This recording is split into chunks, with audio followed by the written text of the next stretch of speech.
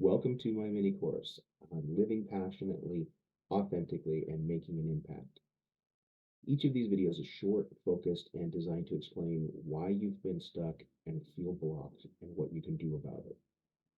If you got here from my introduction video, you probably want to jump right in and have me tell you the big unifying strategy at the center of all the tips and techniques we use for finding purpose.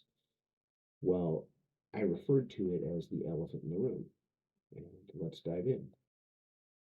Let's start with why is the elephant invisible, right? So we think of living in our purpose as a destination, and we think of it as a lifestyle, and it is, but it's also a destination, right? We're told that if you figure out what your purpose is, you can just decide to live in it. And some go so far as to say we manifest it, and they've got this weird interpretation of what faith really is.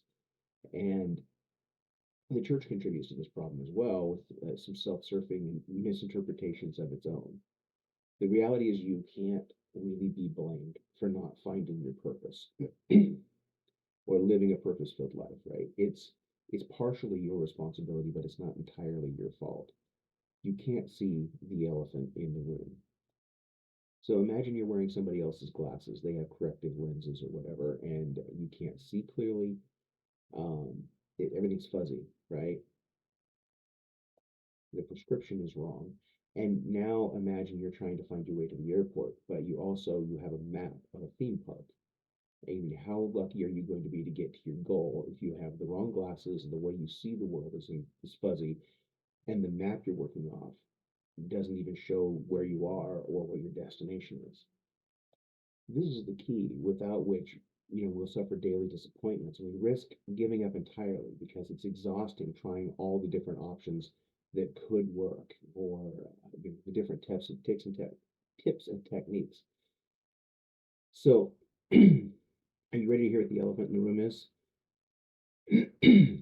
Because I'm going to tell you right now.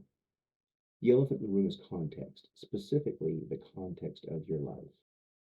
The best way to explain context is the metaphor of the children of Israel leaving slavery in Egypt and going through the wilderness and coming to their promised land, right? We all know the story.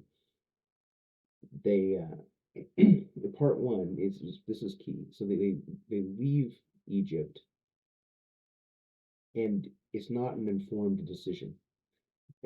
It's not that hard to get motivated to leave slavery, and you don't know where you're going exactly. You don't know what it looks like. It's just supposed to be awesome, and you don't know what's going to happen on the path to get there. But anything's got to be better than being stuck, right? So if you've watched Braveheart, you saw the portrayal of the Battle of Stirling in the beginning part where William Wallace addresses the Scottish army as it is and unites them around a cause. So his speech is brilliant in the movie, and it distills their circumstance down to one reality. They are free so long as they are willing to die to stay free.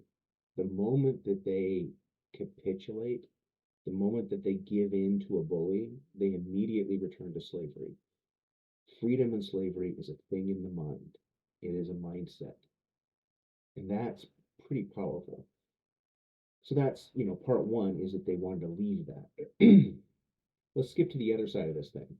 Part three is the promised land. And it's a place of prosperity and purpose, of income and impact. It's where you do with God what you were meant to do, what you were put here on earth to do. It's a place of abundance, of relationship and cash flow. Right? So why don't we just go there? Well, we need the wilderness, right? First, we need the wilderness experience, and that's part two of the journey. So part two is right there in it's between the baptism of the Red Sea and the baptism of the Jordan River.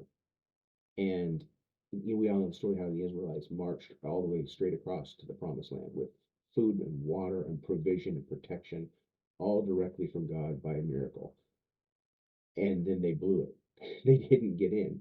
So, what is it that they were supposed to understand in order to enter the promised land? The answer to that question holds the key to most of life's frustrations. So let's tackle it in the next video.